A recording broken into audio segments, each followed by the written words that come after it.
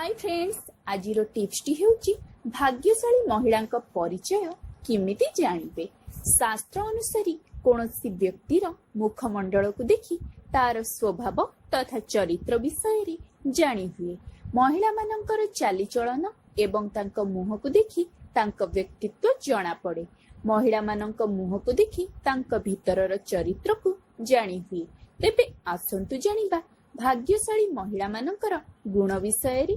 जो महिला मानकर आईब्रो सामान्य और छोट होई थाए से महिला माने अधिक ईमानदार होई थांती आउ चरित्रवान भी होई थांती। महिला मानकर आखि काहाको भी दीवाना करी दिए। आउ जहार आखि बड़ होई थाए एमिति महिला माने चंचल स्वभावर होई थांती। ता छड़ा एपरी महिला माने निज आखपाखर वातावरण रे लोकन को खुशी रे रखी थांती। एही महिला माने भाग्यशाली होई थांती।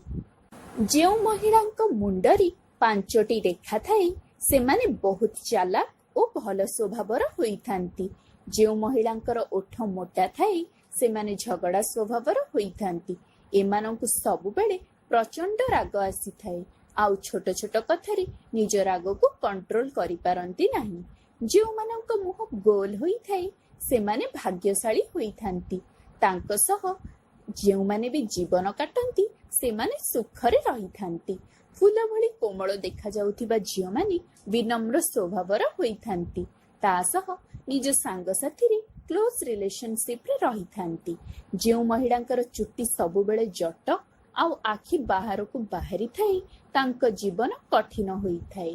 चंद्र परी गोल थिबा मुहर झियो बा जहार मुह सूर्य परी किरण परी तेज थाए से महिला माने उच्च स्थान रे वैभवशाली होई थांती।